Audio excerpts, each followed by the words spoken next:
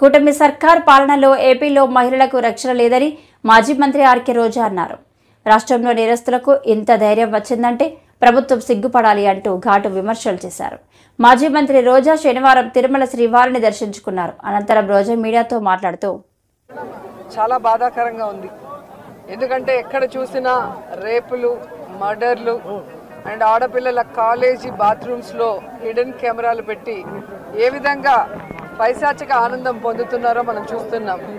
ఈరోజు నేరస్తులకి ఇంత ధైర్యం వచ్చింది అంటే దానికి ఈ ప్రభుత్వం సిగ్గుపడాలి. ఎందుకంటే గతంలో జగన్మోహన్ రెడ్డి గారి ప్రభుత్వంలో ఒక తప్పు జరగాలి అంటే ఎంత భయం ఉండేదో మీకు అందరికీ తెలుసు. సో ఎవరైనా కూడా దిశ యాప్ని యూజ్ చేయకుండా ఏదైనా అఘాయిత్యానికి అమ్మాయి లోబడితే 24 గంటల లోపల నేరస్తుల్ని అరెస్ట్ చేసి వారిని శిక్షించే విధంగా చట్టాలని కఠినతరం చేశారు. కాబట్టి ఆ రోజుల్లో ముచ్చుమరి లాంటి ఘటనలు జరగటం అనేది మనం చూసుండం. నిజంగా చాలా బాధాకరం. ఒక 9 ఏళ్ల అమ్మాయిని రేప్ చేసి చంపేసి ముక్కలు చేసేశారు. 60 రోజులు అవుతున్న అమ్మాయి శవాన్ని కూడా ఇంతవరకు తీసుకురాలేకపోయారు. అసలు ఆ కుటుంబాన్ని పరామర్శించడానికి సీఎం గారు కానీ హోంమంత్రి గారు కానీ వెళ్ళలేదు అంటే కారణం ఏంటో నాకైతే అర్థం కాలేదు.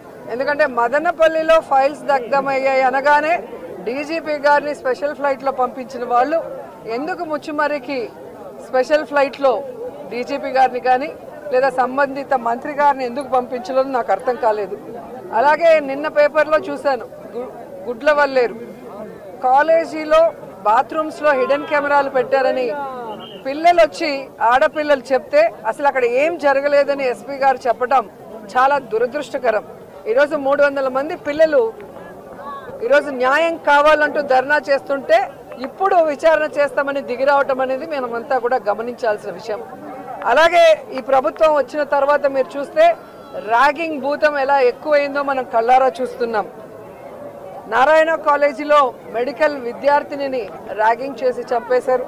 అలాగే కలికిరిలో జేఎన్టీయూలో విద్యార్థి ర్యాగింగ్ చేయడం వల్ల ఎలా ఆత్మహత్య చేసుకుందో గమనించాం. అంటే గత 5 సంవత్సరాలు లేని ర్యాగింగ్ భూతం మళ్ళీ ఈ ప్రభుత్వం వచ్చాక ఎలా పిల్లల ప్రాణాలు తీస్తుందో మనం గమనించాల్సిన విషయం.